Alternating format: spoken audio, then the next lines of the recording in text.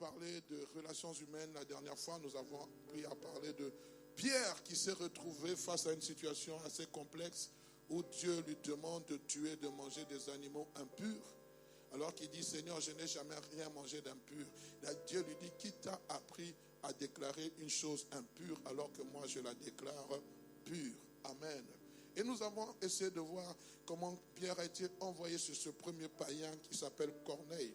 Parce que Christ avait dit dans Matthieu chapitre 16, verset 18, je te donnerai la clé et tout ce que tu ouvriras pour ouvrir. Et Pierre devait être ce précurseur qui devait ouvrir l'évangile aux païens. Et nous avons eu à parler, nous n'aurons pas le temps d'y revenir. Et aujourd'hui, j'ai à cœur, alors que j'étais en train de prier, j'avais intitulé ce thème, l'approche culturelle. En cherchant sur Internet, j'ai trouvé plutôt cette thématique, l'approche interculturelle par l'évangile. Waouh, vous allez me dire, pasteur, nous sommes en train de suivre un cours ou quoi? Mais j'aimerais parler, bien aimé, parce que je crois qu'il est important que nous puissions comprendre là où Dieu veut nous amener. La vision est comme ce bateau qui est en train de quitter un port pour atteindre sa destination. Et dans cette destination que nous sommes en train de partir, vous et moi, durant cette année 2023, en nous parlant de la conquête, bien aimé, il y a des escales que nous faisons pour nous ravitailler, pour comprendre certaines choses. Je pensais, lorsqu'on parlait de la conquête, moi je me disais, Seigneur, tu veux qu'on fonce, qu'on prie. Mais le Seigneur me dit, il faudra aussi travailler les esprits, les cœurs du peuple de Dieu, pour que tout un chacun puisse adhérer à cette vision, à cette façon de voir les choses, et que tout un chacun puisse parler un même langage. Parce que cela serait complexe que nous ayons une vision et que nous ne parlons pas le même langage. Parce que toute vision différente amène une division.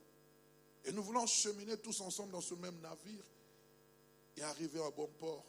Si Dieu permet, en 2023, nous atteindrons le bon port. Mais qui vous dit toujours qu'on doit arriver à atteindre une vision en 2023? On peut aller sur une vision pendant 2-3 ans. Ce n'est pas obligé d'être toujours changé annuellement. Et ça, le Seigneur est en train de me faire comprendre.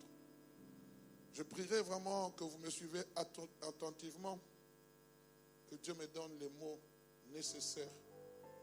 Je vous salue dans le nom puissant de Jésus. Vous qui êtes venus pour la toute première fois, le diacre David aura l'honneur de vous présenter, de se présenter à vous ou de présenter l'Église. Nous saluons aussi ceux et celles, souvent nous oublions, qui nous suivent à travers les médias. Que le Seigneur soit béni. Nous sommes sur CBB TV, la chaîne de l'information céleste. Alors bien aimé, je disais, cette thématique semble comme un cours que l'on cherche à dispenser alors que c'est une prédication. Et j'aimerais dire, ne vous en faites pas, nous sommes en ce lieu pour être édifiés à travers sa parole et sa parole nous édifie. Il m'a semblé bon, bien aimé, pendant que je prêcherai, avant d'entamer le vif de mon sujet, de nous mettre sur une même fréquence de compréhension afin de pouvoir circonscrire cette thématique par une définition qui nous servira de support à la prédication. Nous allons voir l'origine de ce mot interculturel. Pour ceux qui ont fait le latin, il y a d'abord ce terme inter qui veut dire entre, parmi, un sens de réciprocité. C'est-à-dire que lorsqu'on est en train de parler de culture, ce sont des échanges parmi comment travailler ces différentes cultures.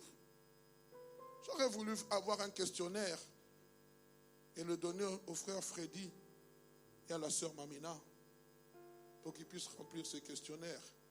Parce que c'est un couple d'origine différente. Il est originaire du Cameroun.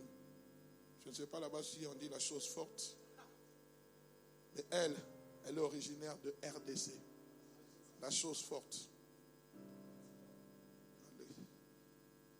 J'aurais voulu aussi donner ce questionnaire à mon frère Cédric et à son épouse, Cathy. Cédric qui est un pur wallon de Chimay à Momini. Et Cathy qui est le produit de l'exotisme. Elle vient d'un pays où il fait chaud, la Guadeloupe. Comment ont-ils pu comment concilier ce brassage de culture? Parce qu'à Momini, le soleil ne brille pas son zénith tous les jours. Et comment Cathy, elle est où Cathy? Ils sont là. Comment Cathy a pu accepter de quitter le soleil de la Guadeloupe pour venir à Momini? J'aurais voulu poser ces questions, qu'ils expliquent comment il y a eu ce brassage de culture. Amen. J'aimerais vraiment que vous puissiez me comprendre, bien-aimés. Si avec Freddy et son épouse c'est possible, si avec Cathy et Cédric c'est possible, alors je pense, en tant qu'enfant de Dieu, ça peut être aussi possible. Parce que ceux qui les lisent, bien-aimés, va au-delà de leurs différences culturelles. Ceux qui les lisent, bien-aimés, va au-delà de leur background. Ceux qui les lisent, c'est l'amour qui a fait qu'un Camerounais puisse quitter le Cameroun. Tu es originaire du Cameroun, de quelle ville? Douala. Prendre ses bagages de Douala, puisse aller jusqu'à République démocratique du Congo et aller jusqu'à Kananga. Aller chercher là-bas, avec toute la culture, avec le maïs malaxé, le foufou, avec les feuilles de manioc communément appelées le pondou, le matamba.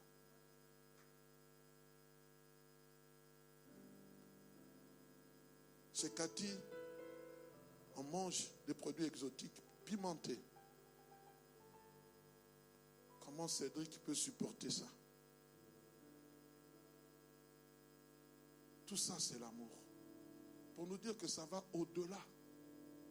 Au-delà des préjugés que nous avons. Amen. On est ensemble. L'adjectif interculturel qualifie ce qui concerne les rapports ou les contacts entre plusieurs cultures ou groupes de personnes de cultures différentes. Que vous soyez congolais. On dit qu'il y a 450 tribus au Congo. Donc ça veut dire qu'il y a 450 tribus avec des cultures différentes.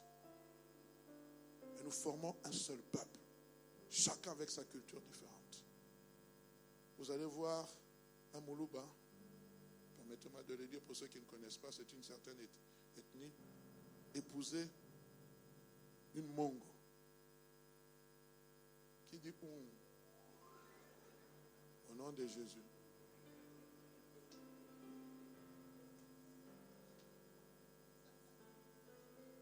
Vous allez voir quelqu'un de Sankuru aller épouser quelqu'un du Katanga.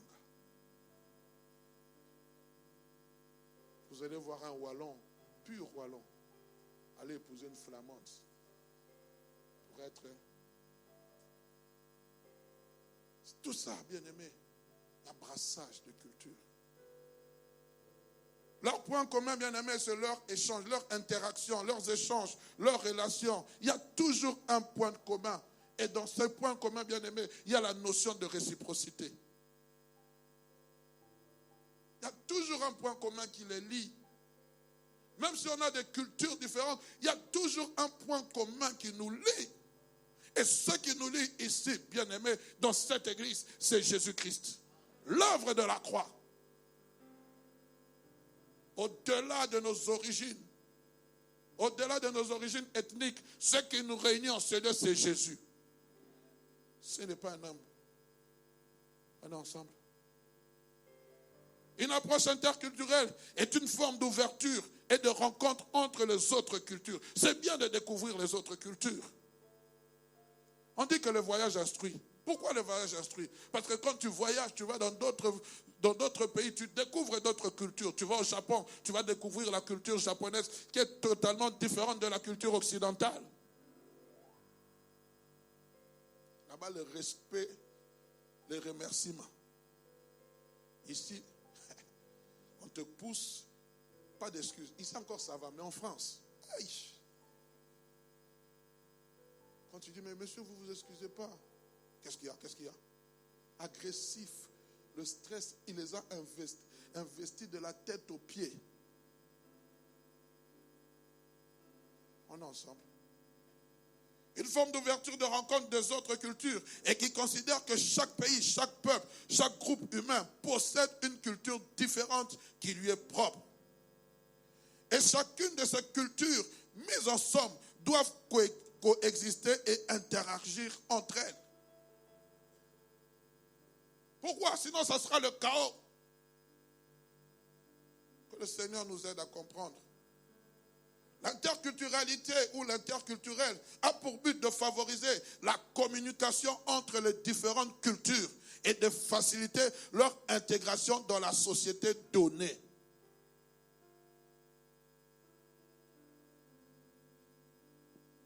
Mon épouse, pendant 20 jours, quittait la maison à 7 h du matin pour rentrer à 14 h. Ce n'est pas qu'elle allait au travail. Elle allait au service d'intégration.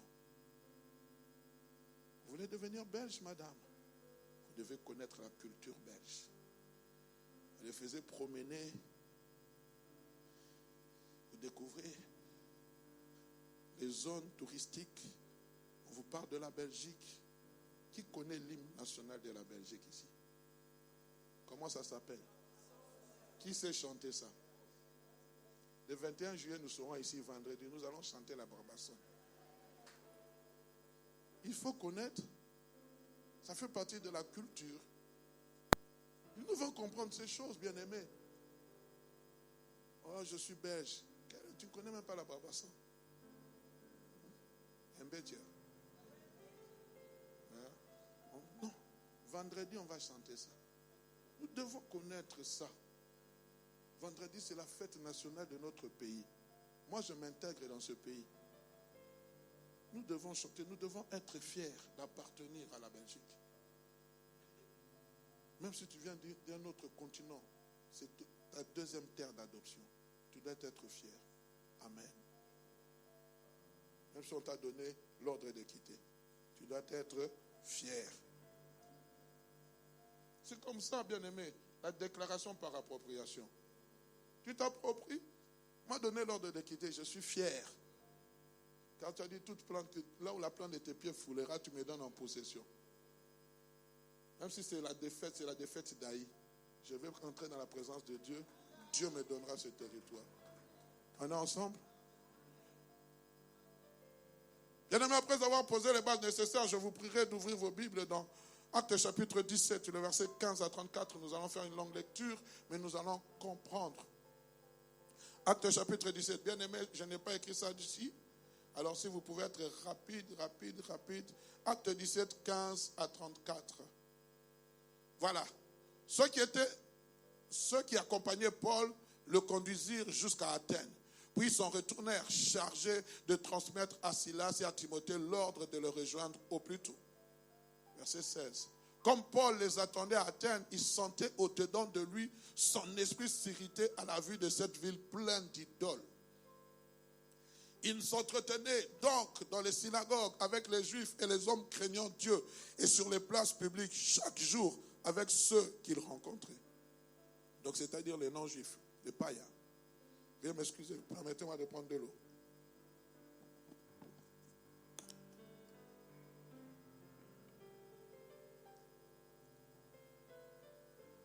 Quelques philosophes épicuriens et stoïciens se mirent à parler avec lui. Et les uns disaient, que veut dire ce discoureur? D'autres l'entendaient annoncer Jésus et la résurrection. Disaient, il semble qu'il annonce des divinités étranges. Alors ils le prirent et le menèrent à l'aréopage en disant, pourrions-nous savoir quelle est cette nouvelle doctrine que tu enseignes? Car tu nous fais entendre des choses étranges. Nous voudrions donc savoir ce que cela peut être. Or, tous les Athéniens et les étrangers demeurés à Athènes ne passaient leur temps qu'à dire ou à écouter des nouvelles. Paul, debout au milieu de l'aréopage, dit, hommes athéniens, je vous trouve à tous égards extrêmement religieux. Car en parcourant votre ville et en considérant les objets de votre dévotion, j'ai même découvert un autel avec cette inscription, à un Dieu inconnu. Ce que vous révérez sans le connaître, ce que vous révérez sans le connaître, c'est ce que, s'il vous plaît, c'est ce que je vous annonce. Verset 24. Le Dieu qui a fait le monde et tout ce qui s'y trouve, étant le Seigneur du ciel et de la terre, n'habite point dans des temples faits de mains d'hommes.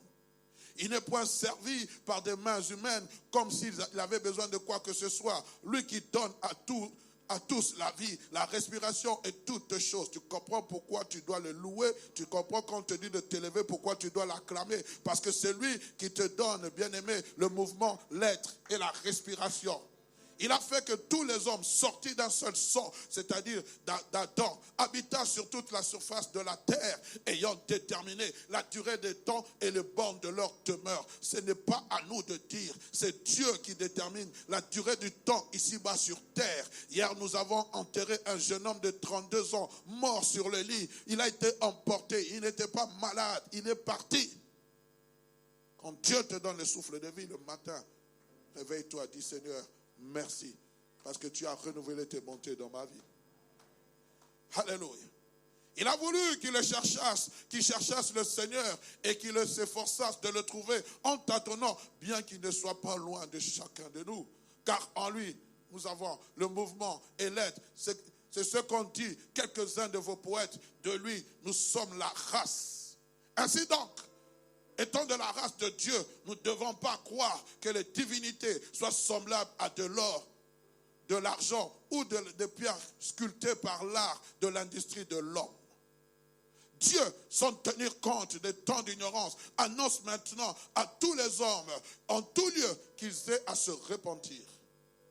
Parce qu'il a fixé un jour où il jugera le monde selon la justice par l'homme qu'il a désigné, ce dont il a donné à tous une preuve certaine en le ressuscitant des morts. Lorsqu'ils entendirent parler de la résurrection des morts, les uns se moquèrent et les autres dirent, nous t'entendrons là-dessus une autre fois.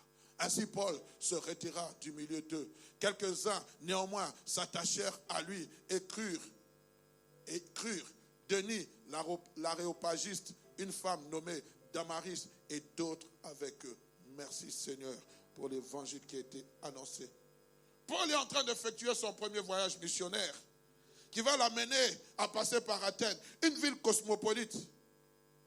Quand vous lisez, vous voyez la cartographie d'Athènes. À l'époque, c'était une ville commerciale où les bateaux, les navires étaient en train d'accoster et ils débarquaient leurs différentes cargaisons. Ils venaient avec différents produits commerciaux. D'où, bien aimé, il y avait le brassage de culture.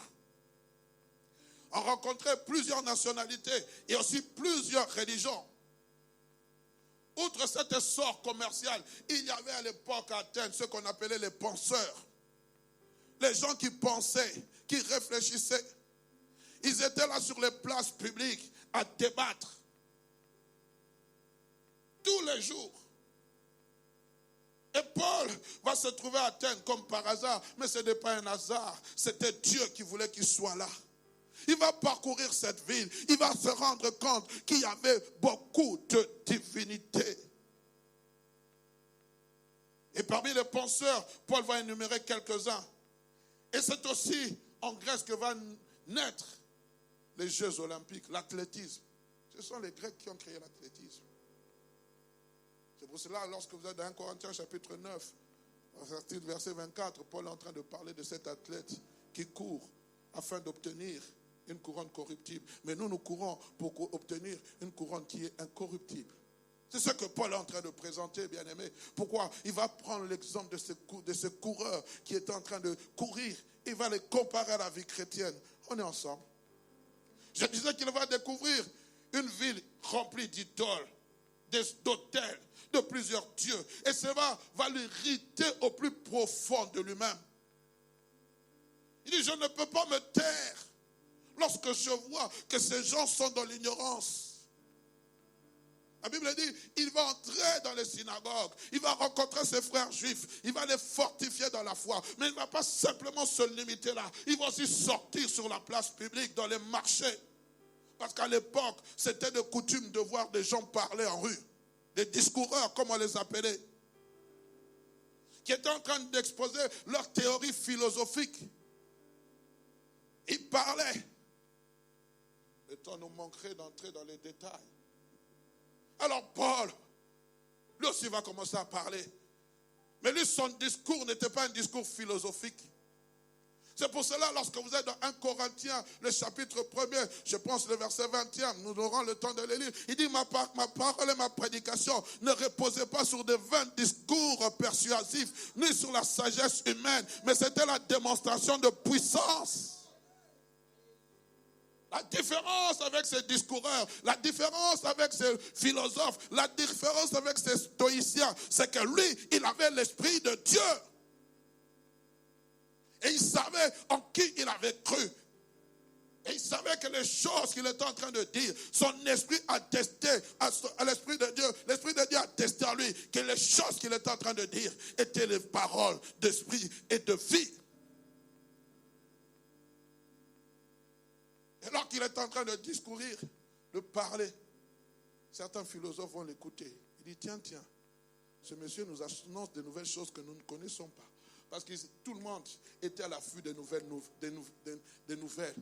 choses. Et la Bible dit, ils le prirent, ils le menèrent à l'Aréopage. L'Aréopage, c'était cet endroit où tous les philosophes de renom se retrouvaient pour discourir. Parce qu'avant, vous étiez dans l'espace public. Mais maintenant, on vous prend, dit, c'est intéressant, il est en train d'annoncer une nouvelle doctrine, on ne la connaît pas. Viens, nous allons te faire passer par le creuset. Et nous allons voir si nous allons accepter cette nouvelle doctrine ou pas. Oh, j'aime la sagesse de Paul. Paul, tu nous annonces de nouvelles choses. Il dit, en parcourant cette ville, j'ai constaté que vous avez élevé plusieurs autels. Mais vous avez aussi élevé un autel à un Dieu inconnu. Moi, j'aimerais vous parler de ce Dieu inconnu. Et ce que j'aime, Paul va utiliser le langage approprié pour parler à cette catégorie de penseurs. Ils vont l'écouter attentivement, mais lorsqu'il va parler de la résurrection de Moïse, là tu touches un point dans lequel nous n'aimons pas. Et ce que j'aime, on nous parle d'un certain, j'ai oublié son nom. Pardon?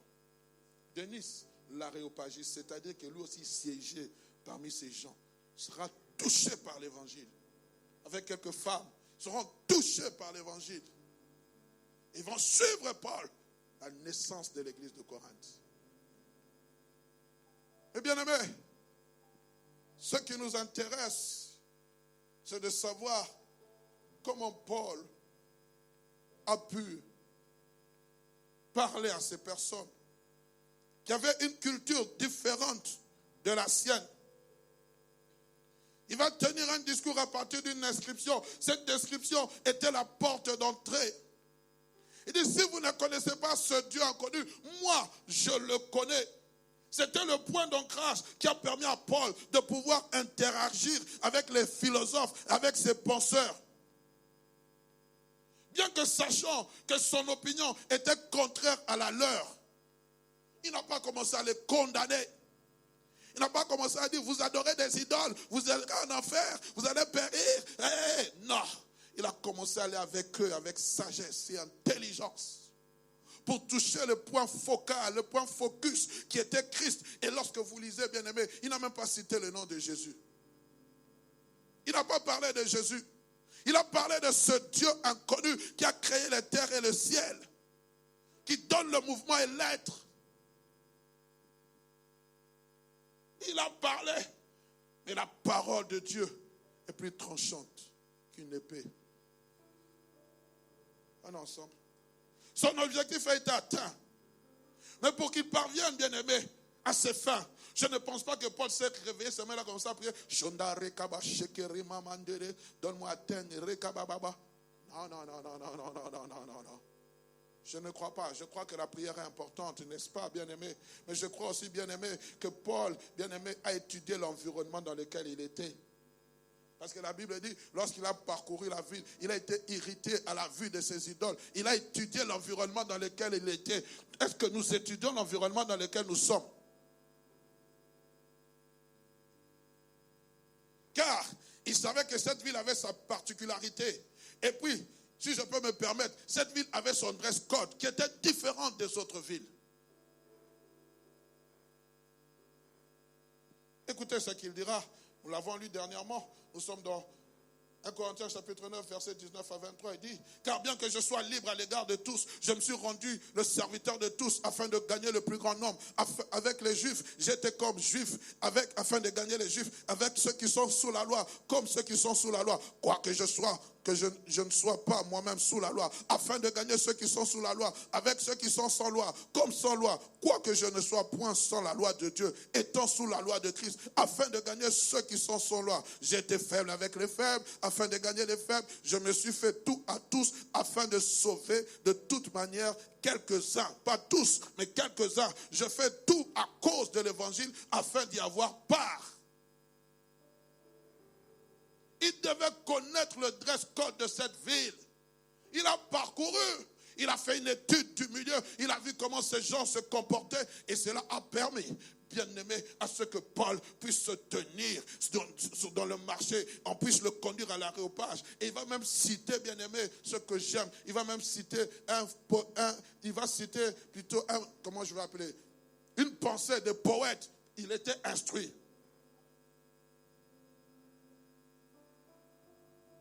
Réfléchissons un instant. Pour gagner, amener ces personnes à Christ, Paul a dû faire ce que j'ai appelé une approche interculturelle, dans le but de favoriser son intégration. Il a dit avec les Juifs, j'étais comme si j'étais moi-même juif.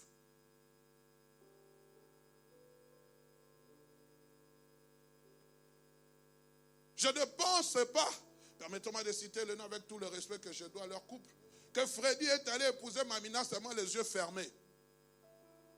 Il a dû connaître le dress code. Pourquoi toujours Freddy? Parce que je les ai comme exemple. Il est dans ma vision de vue. S'il y en a d'autres qui vous pouvez lever la main, si je connais votre nom. Pardon? You get Antonio. Toi et moi aussi, non? Elle est du Kasaï oriental, moi je suis du Kasaï occidental. Aujourd'hui on passe de province. Je ne sais même plus c'est quoi. Alors bon, on y va. Mais je pense qu'il a dû étudier son dress code. Amen. Il a dû étudier son dress code. Oui, ce sont deux Africains, mais les cultures sont différentes. Prenons par exemple un Belge qui va épouser en Afrique. En Belgique, ici, il n'y a pas de dot. Il n'y a pas de liste exhaustive. Costume pour papa, taille 56. Chaussures noires, double boucle. Véritable cuir.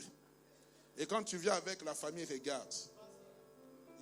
Vous savez comment nous faisons? On toque pour savoir si c'est le cuir. Et le cuir va répondre, oui, je suis le véritable cuir. On est en train de lorgner l'intérieur. Ça, c'est la rue du Brabant. Et là, si tu es de ma région, ce n'est pas de la rue du Brabant. Tu fais sortir la facture. Champs-Élysées, avec une inscription bien faite. Regarde, mais ça ne convient pas. Ah Seigneur Jésus, facilitez à nos enfants la tâche de se marier. Toi tu fais ça, le jour où on fera ça avec ta fille ou avec ton fils.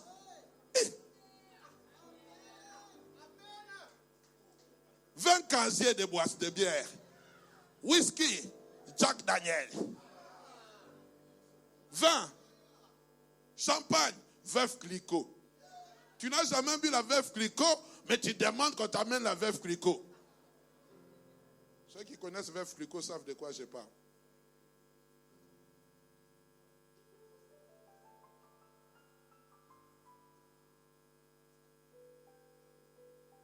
fusil de chasse. Tu n'es jamais allé chasser. 3 pagnes wax hollandais. Et le comble de tout. Je ne sais pas pourquoi on appelle ça facture. $5,000 ou 5,000 €. D'ailleurs, ça c'est bien. On dit donnez, envoyez la liste, la facture.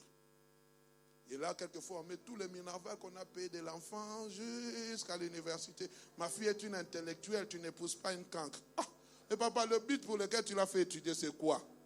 Papa David, tu fais étudier tes enfants. Même si on n'aimait pas tous les minervales que tu as payés. Non, elle était allée faire l'Erasmus à Londres, aux États-Unis. J'avais déboursé 5,000.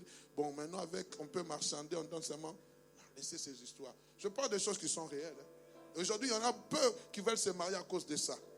Et puis, vous le voyez, va épouser une blanche. Il dit, là-bas, il n'y a pas de dot. Malgré la loi, il dit, non, moi, je vais là-bas, il n'y a pas de dot. Je vais seulement jeter, moi non plus. Je prends une bague que j'ai achetée à 5 €. Je m'agenouille devant elle. Veux-tu me prendre comme époux? Et la femme, dit oui. Oh.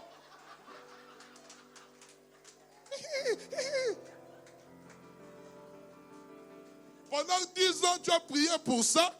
Maintenant, on te met comme ça, tu fais. Mets les doigts là, on met l'alliance. Donne-moi la main de gloire, je te parle. Ça sont des fiers inutiles. Bon, ça fait partie de la femme. Hein? On est ensemble. Que le Seigneur nous aide à comprendre ce que je vais dire. Amen. Il met l'accent sur le salut tout en favorisant l'échange culturel qui est la base de tout. Il parle du salut, mais il doit savoir comment s'adresser à ces gens qui sont en face de lui. Il va utiliser des termes adaptés afin de convaincre ces personnes. Un aréopagiste convaincu par Paul. C'est-à-dire que ce sont des gens bien-aimés qui ont une culture hautement élevée. Bien-aimés, il n'y a pas de réussite dans la conquête si nous ne tenons pas compte de ces 2 choses que j'aimerais vous partager. Et puis nous allons aller rapidement. D'abord, la première des choses, les valeurs culturelles des uns et des autres. Nous devons tenir compte des valeurs culturelles des uns et des autres. Les valeurs culturelles sont des qualités, sont des caractéristiques et des principes considérés comme positifs au sein d'une communauté. Tout n'est pas mauvais au sein d'une communauté. Je parlerai de certains exemples de valeurs culturelles. Ces valeurs permettent aux gens de s'identifier à un groupe social. Parce que, bien aimés, nous devons savoir, nous ne devons jamais renier nos origines. Jamais. Je suis fier d'appartenir à la République démocratique du Congo. Je suis fier. Dieu sait pourquoi je suis né là. Tu es fier d'être Camerounais, Balmelké. Tu es fier d'être Belge, Wallon, Flamand, je ne sais pas, germanophone. Tu dois être fier d'appartenir à ta nation. Bien aimé, regardez les Juifs. Ils sont fiers d'être Juifs. Allez aux États-Unis, ce sont des nationalistes. Vous passez devant les grandes maisons, vous allez voir le drapeau des États-Unis flotter. Il n'y a que nous qui réunions nos origines. Tu as honte de dire. Moi, je suis fier de dire que je suis Congolais, né à Kinshasa, le 23 septembre 1971. Père d'origine du Kasaï occidental, mère origine du Kasaï occidental. Je m'appelle Chisungu. Chisungu Ugarno. En d'autres termes, HAT carré. Même si aujourd'hui, devant la toile sur Facebook, sur YouTube, on injurie les gens de ma région. Je suis fier d'appartenir à cette région. Et Dieu seul sait pourquoi il m'a placé dans cette région. Tu dois être fier d'appartenir à ta région. Toutes les cultures de nos régions ne sont pas mauvaises. Aujourd'hui, une certaine spiritualité a fait que nous puissions rejeter les cultures. En disant c'est la sorcellerie. Tout n'est pas sorcellerie. Les valeurs culturelles, bien-aimées, permettent aux gens de s'identifier à un groupe social, de générer un sentiment d'appartenance et d'enracinement dans les coutumes qui sont les leurs et qui ont été enseignées tout au long de leur vie. Il y a des principes de base, bien-aimés, qu'on nous a enseignés. Oh, bien-aimé, moi je viens, ma mère, elle me disait, je ne peux pas aller habiter. Là où ma fille s'est mariée, moi je ne peux pas aller habiter là-bas. Parce que ma coutume interdit. Aller habiter dans la maison de mon beau-frère, de mon beau-fils. C'était leur coutume. Ils ont raison. Aujourd'hui, avec nos appartements ici, une seule douche.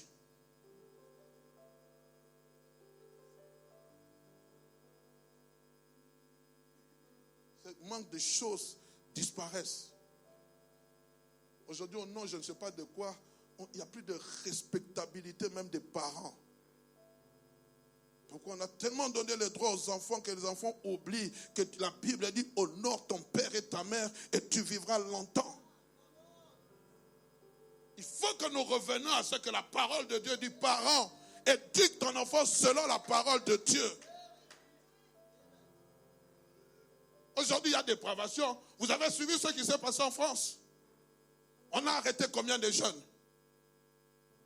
On a même montré une maman qui allait voir son fils cagoulé. Elle a comme ça les giflés. Moi, j'étais fier de cette maman.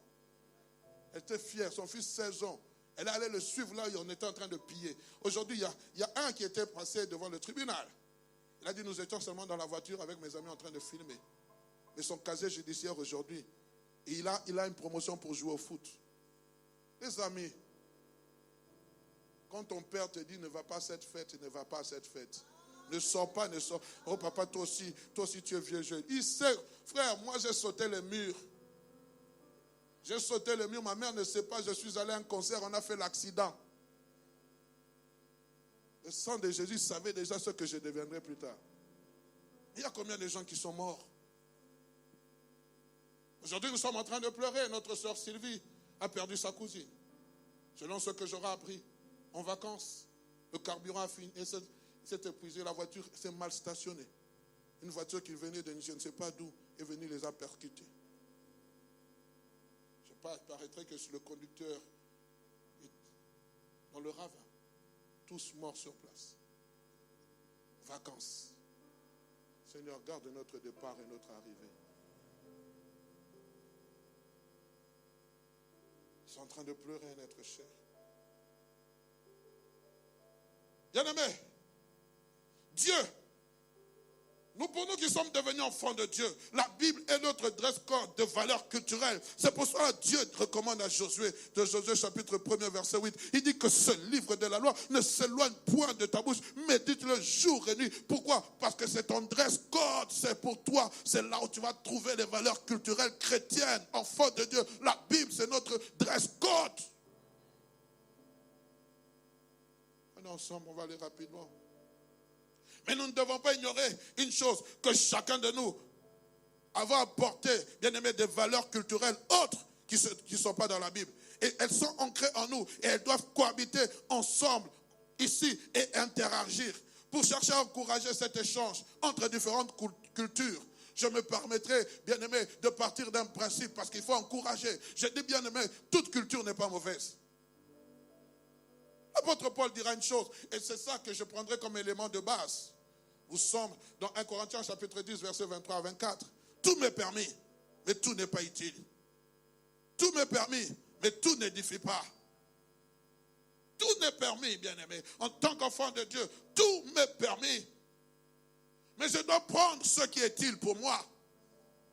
Je dois, bien-aimé, voir ce qui est utile dans ma vie. Est-ce que je dois m'habiller comme ces musiciennes? Est-ce que je dois utiliser les mêmes stéréotypes qu'elle? Bien-aimé, il faut réellement s'habiller. Oh. J'ai vu ce qu'on appelait la reine du R&B venir ici, les gens courir. À un moment donné, elle a voulu porter des tenues légères.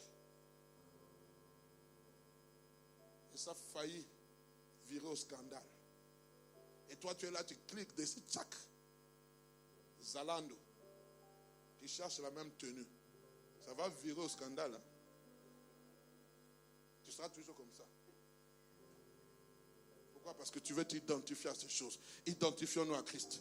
J'aimerais dire, la mode n'est pas mauvaise. Mais je prends ce qui est mauvais, je le mets. Je ne prends pas n'importe quoi. Quand tu dois t'asseoir, tu dois prendre des positions compliquées. Mais même lorsque j'achète un t-shirt, je regarde ce qui est écrit dessus. On te dit rendez-vous en enfer, mais puisque c'est un grand couturier, tête de mort, tu vois là, toi, chrétien, avec une tête de mort. Moi, ces histoires-là, même si c'est un grand couturier, je ne mettrai jamais. Parce que ce sont des langages subliminaux que nous faisons passer sans le savoir. On est ensemble. Écoutez le verset 24. Que personne ne cherche son propre intérêt, mais que chacun cherche celui des autres. On va aller rapidement. Si je ne finis pas, je vais m'arrêter. Deuxième des choses, le comportement que chacun doit adapter. Bien aimé, quand je parle de comportement, cela passe par une transposition de valeurs positives. J'adopte ce qu'il y a de bon dans ma culture ainsi que dans la culture de l'autre. Je dois adopter ce qu'il y a de bon. Et vice-versa. Nous devons transposer nos valeurs. Comme le cas, je ne vais pas parler de Freddy, de Cédric et de Cathy. Cathy prend ce qu'il y a de bon dans la coutume de Cédric. Et Cédric fait aussi de même. Nous devons transposer nos valeurs. Oh, chez nous, ça a toujours été comme ça. Chez nous, ça... Mes frères, elle n'a pas la même... Chez vous, c'est l'homme qui domine. Chez eux, on a appris que l'homme et la femme sont... Que dit la Bible? Nous trouvons ce que la Bible dit. Tais-toi. La femme, son travail, c'est à la cuisine. Aujourd'hui, tu dis à ta femme seulement d'être à la cuisine. Il y a seulement un seul salaire. Et, les amis, huissier sur huissier. Tu peux parler en langue. Dieu va dire, chut, va dire à ta femme de travailler. J'ai déjà exaucé. Seigneur, je lis cette fois. C'est moi qui ai dit. Va dire à ta femme de travailler. Celui qui ne travaille pas, ne mange pas non plus. Les amis, je parle à quelqu'un? J'espère que ça passe. J'adopte ce qu'il y a de bon dans la culture de l'autre. Et vice-versa. Lorsque les gens encouragent ces valeurs chez les autres dans une société, cela ouvre les portes à la compréhension, à l'acceptation, à la différence des autres. J'accepte l'autre tel qu'il est. Mais lorsque nous fermons les portes, bien aimés, nous voulons conquérir. Mais nous devons les accepter. Amen. Aujourd'hui, je me suis habillé exprès comme ça. Je sais que ça choque plusieurs d'entre vous. Pasteur en ketch avec polo. Vous avez l'habitude de me voir en costume cravate. On est ensemble. C'est pour vous choquer. Et puis que vous compreniez. Quelqu'un va entrer comme ça, il va trouver normal. Toi, tu es choqué. Vous allez dans d'autres cieux, c'est normal. Nous avons reçu des prédicateurs occidentaux aussi. L'autre venait avec la chemise à l'extérieur. Qui a été choqué? Pourquoi? Parce qu'il est... L'autre venait avec la chemise. T-shirt même. Nous l'avons accepté. Ah, c'est leur culture. Nous, ce n'est pas notre culture. Frère, il faut changer la mentalité des choses. Je ne dis pas qu'on va accepter n'importe quoi du haut de cette chair. Mais je pense qu'il faut qu'on évolue dans notre mentalité. Vous allez dans d'autres cieux. Il y a ce fameux pasteur, comment il s'appelle? Celui qui prêche souvent sur la grâce. Il est d'origine de Singapour. Pardon? Pardon? Comment il s'appelle? Joseph Prince. Moi, quand je le vois, il est toujours en jean. Jaquette en cuir. Et la grâce qui sort de sa bouche n'a rien à dire, ne l'identifie ni en jean, ni à la jaquette de cuir. On est ensemble. Je ne dis pas que j'en arriverai là. Mais j'aimerais, frère, il y a l'épouse d'un pasteur qui est venu nous visiter, elle dit, je suis allé en Allemagne, j'ai vu le prédicateur à la casquette. J'ai dit à mon frère, mais comment il peut prêcher comme ça? Il dit, il est en train de s'identifier à la jeunesse. Les amis, il faudrait vraiment que notre culture puisse changer. J'étais en train de réfléchir, je vais en vacances. Moi, je ne peux pas aller à la plage. Le jour où on verra le pasteur, une fois je me suis mis en short à la plage, on va crier au scandale. Finalement, on doit être à la lune pour aller à la plage. Non, disons les choses telles qu'elles sont. Pasteur Samuel, est-ce que vous pouvez aller à la plage? C'est compliqué. Nous sommes en train de réfléchir.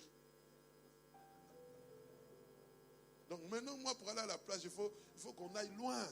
On réfléchit là-bas. Vous demandez, vous serez où? Ah, ils ne sont pas là-bas, chérie, on y va. Sinon là, Facebook, YouTube, TikTok. Nous sommes en train de parler des choses qui nous rions, mais c'est réel, bien aimé. C'est réel. On peut rire, mais ce sont des vérités. Il y a des tenues que moi je peux porter ici, mais au Congo je ne porterai pas. Pourquoi? Parce qu'ils ont une culture qui est différente de la nôtre. On est ensemble. En fait, je suis en train de vous montrer, bien aimé, et c'est ça quelquefois qui bloque. Quelqu'un qui a une culture différente de la vôtre, il vient dire, mais ce pasteur, il est toujours en costume cravate, donc nous n'avons pas de costume cravate, on ne peut pas, ce n'est pas notre église. C'est pour cela, jeunes, vous aussi, vous devez aussi conquérir ces jeunes. Avec votre langage, adapté à Christ. On est ensemble. Nous devons accepter, bien aimés, les autres différences. Nous devons les accepter. Je prendrai rapidement quelques exemples. À titre d'exemple, les traditions. Les traditions sont une partie fondamentale des valeurs culturelles. Écoutez dans Marc chapitre 5, Marc chapitre 5, Marc chapitre 7, verset 5, excusez-moi. Les pharisiens et les scribes lui demandèrent pourquoi les disciples ne suivent-ils pas les traditions des anciens, mais ils prennent-ils leur repas avec les mains impures? Versets 8 à 9. Vous abandonnez le commandement de Dieu et vous observez les traditions des hommes. Il leur dit encore, vous anéantissez fort bien les commandements de Dieu pour garder vos traditions. J'aimerais dire à quelqu'un, Christ n'a pas combattu les traditions. Il s'est opposé au fait que les traditions juives ont supplanté le commandement divin. Il a respecté les traditions. À un moment, il a bousculé ses codes de tradition. Lorsque cela allait à l'encontre de la parole de Dieu. Toute tradition qui va à l'encontre de la parole de Dieu, nous pouvons la bousculer. Mais lorsqu'elle ne va pas à l'encontre de la parole de Dieu, nous ne la bousculons pas. La tradition veut que lorsqu'un aîné vient, toi le jeune, tu te lèves, tu lui cèdes la place. Mais aujourd'hui, cette tradition, on ne l'a plus. On a simplement de la spiritualité parce que tu appelles ce papa frère. Moi, je vais, quand nous sommes dans les assemblées de Dieu, on ne nous appelle pas au pasteur Hugues, pasteur Samuel. Hugues, tu vas bien? Mais si je vous permets seulement de m'appeler par mon prénom, Abus. Non, je dis les choses véritables. Abus. Donc je deviens votre ami. Vous ne savez plus que la personne qui est en face de vous, c'est votre pasteur. Si je permets seulement que vous m'appelez par mon prénom, mais ce sont des abus.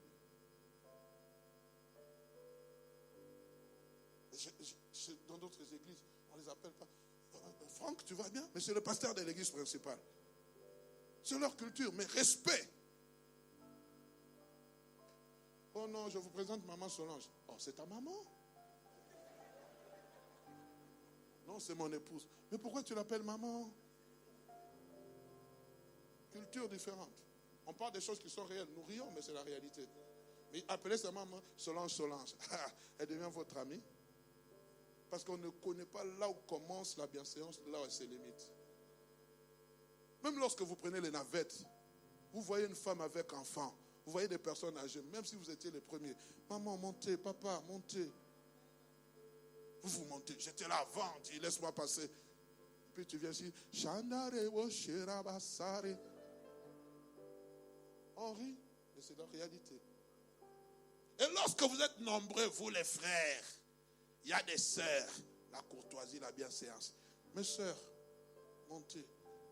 Frère, tu restes là, même s'il fait froid. Tu pries, Seigneur, merci. On ne sait jamais. Ah, ce frère, il est courtois. Ah, il est vraiment... Entre elles, elles vont comme ça parler de toi. Dieu est en train de mettre des étoiles sur ton compte. Et les jours où tu vas seulement parler à la sœur, avant de finir, elle te dit oui. Toi, tu ne connais pas ces choses. Rempli de l'esprit, mais courtoisie zéro. Vous allez manger au quick. Frère, nous on a appris qu'on sort avec les sœurs à l'époque. C'est nous les hommes qui payons. Vous êtes toujours là. Tu payes. Là, sur le compteur, zéro. Ah, les frères ne disent pas amen. Hein. Les sœurs sont contentes. Je peux continuer, nous allons bientôt clôturer.